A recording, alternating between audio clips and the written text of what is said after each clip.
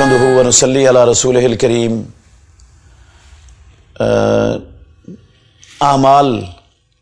کی قبولیت کے لیے نہایت اہم اور بڑی شرط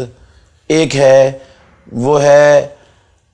اللہ اور اللہ کے رسول کی اطاعت کے اندر رہ کر عمل کرنا۔ کوئی عمل نیکی کا اس وقت تک نیک بن ہی نہیں سکتا، وہ نیکی کا عمل کہلاتا ہی نہیں ہے جب تک یہ چیزیں اس کے اندر موجود نہ ہوں جو آپ نے سنی ہیں پہلے بھی، اور یہ بھی کہ وہ اللہ اور اللہ کے رسول کی اطاعت کے اندر رہ کر عمل کیا گیا ہو۔ اگر ہم نے روزہ رکھا ہے یا قیام کیا ہے یا نماز پڑھی ہے یا صدقہ و خیرات کیا ہے، عقیدے میں کفر اور شرک کی ملاوٹ بھی نہیں، حلال ذرائع سے حاصل کیا ہوا مال ہے، حرام ذرائع بھی اختیار نہیں کیے، اور اخلاص للہیت وہ بھی کوٹ کوٹ کر بندے کے اندر بھرا ہوا ہے، تینوں شرطیں موجود ہیں، لیکن اللہ اور اللہ کے رسول کی اطاعت سے ہٹ کر کام ہے تو یہ کام اللہ رب العالمین کے ہاں قبول نہیں ہوتا، وہ عمل رائے گاں اور باطل چلا جاتا ہے۔ سورہ محمد میں اللہ رب العالمین نے فرمایا صلی اللہ علیہ وسلم، یا ایھا الذین آمنوا اطیعوا اللہ و اطیعوا الرسول ولا تبطلوا اعمالکم، اے ایمان والو، روزے رکھنے والو، راتوں کو قیام کرنے والو،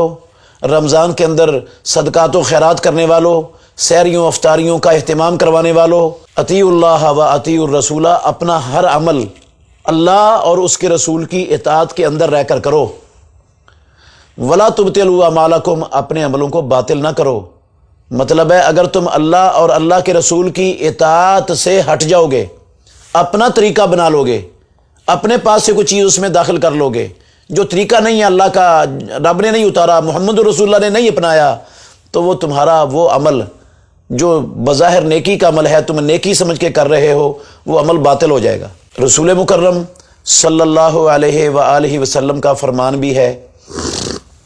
صحیح بخاری میں حدیث ہے، من عمل عملا لیس علیہ امرنا فہو رد، جس نے ایسا عمل کیا جس عمل پر ہمارا امر نہیں ہے، اللہ کا حکم نہیں ہے،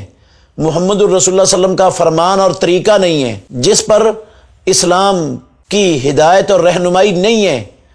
جس نے ایسا عمل کیا فہو رد، وہ عمل اللہ رب العالمین کے ہاں قبول نہیں ہوگا، وہ عمل رد کر دیا جائے گا، کرنے والے کے پاس واپس لوٹا دیا جائے گا، وہ مردود ہو جائے گا۔ رب العالمین کو وہ نیکی، وہ روزہ، وہ صدقہ، وہ قیام، وہ تلاوت، وہ ساری نیکیاں جو اللہ اور اللہ کے رسول کی اطاعت سے ہٹ کر اللہ اور اللہ کے رسول کے لائے ہوئے پیش کیے ہوئے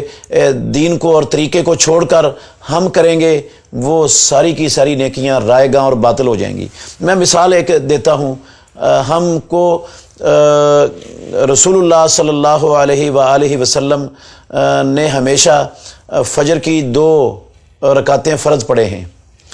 2 سنتیں رسول اللہ صلی اللہ علیہ وسلم فجر کی پڑھتے تھے، یہ ایک مثال کے طور پر پیش کر رہا ہوں۔ اگر کوئی بندہ 2 فرضوں کی بجائے کہے میں 4 فرض پڑھ لیتا ہوں فجر کے، نماز ہی ہے، کوئی حرج نہیں ہے، کوئی فرق نہیں پڑتا، 2 رکعتیں ہی زیادہ ہو جائیں گی نا، ان 2 رکعتوں میں سورہ فاتحہ بھی پڑھی جائے گی، قرآن مجید کی کوئی سورت بھی پڑھی جائے گی، سبحان ربی العظیم، سبحان ربی الاعلی، اللہ اکبر، سمع اللہ لمن حمدہ، سارا کچھ ہوگا، تو اس میں حرج کیا ہے؟ اس میں جو ہے نا وہ نیکی ہے تو جتنی مرضی کر لو، جتنی زیادہ نیکی کر لو اتنی اچھی ہے، نہیں، یہ طریقہ نہیں ہے محمد الرسول اللہ صلی اللہ علیہ وسلم کا۔ اگر ہم فجر کے 2 فرضوں کی بجائے 4 فرض پڑھیں گے تو ہماری یہ نماز فجر کی ساری باطل ہو جائے گی، کیونکہ یہ اللہ اور اللہ کے رسول کے طریقے سے ہٹ کر ہم نے کی ہے۔ ایسے ہی فجر کی 2 سنتیں ہیں، محمد الرسول اللہ صلی اللہ علیہ وسلم نے اپنی پوری نبوی زندگی فجر کی اذان اور فجر کی اقامت کے دوران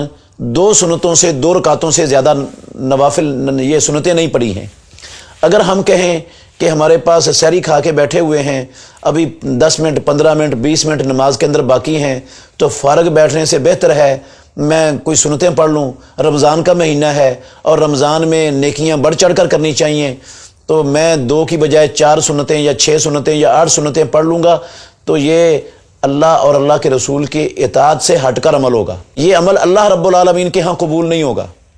یہ عمل رائے گاں اور باطل چلا جائے گا قرآن مجید کے فرمان کے مطابق بھی، اور ہمارے منہ پر دے مارا جائے گا یہ عمل، کیونکہ محمد الرسول اللہ صلی اللہ علیہ وسلم نے اپنی پوری نبوی زندگی جب فجر کی اذان اور اقامت کے درمیان 2 رکعتوں سے زیادہ نوافل نہیں پڑھے تو ہمیں پڑھنے کا حق کہاں سے مل گیا؟ ہم نے محمد الرسول اللہ کے پیچھے پیچھے چلنا ہے، اپنی مرضی سے اسلام اور عبادات اور اسلام کے طریقے اپنی مرضی سے کوئی ایجاد نہیں کرنے، اس کی اسلام کے اندر گنجائش نہیں ہے۔ تو یہ 4 شرطیں ہو گئی ہیں، ان چاروں شرطوں کا جب ہم اہتمام کریں گے تو انشاءاللہ الرحمن اس کے بعد جو جتنے بھی رمضان المبارک پر نیک اعمال ہوں گے رمضان المبارک کے اندر، انشاءاللہ وہ اللہ کے ہاں ان کو پذیرائی ملے گی، قبولیت ملے گی، اور اللہ رب العالمین جو ہے نا وہ ہمارے گناہوں کو معاف کرے گا اور ہمیں انشاءاللہ جنت کے وارث بنائے گا، اور جہنم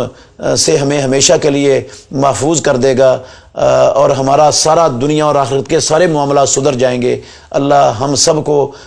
ان شرائط کی پابندی کرنے اور ان کو ہر وقت اپنی آنکھوں کے سامنے رکھنے کی توفیق عطا فرمائے۔ بہترین صدقہ جاریہ حاصل کرنے کے لیے اس ویڈیو کو لائک، کمنٹ اور شیئر کرنا مت بھولیں۔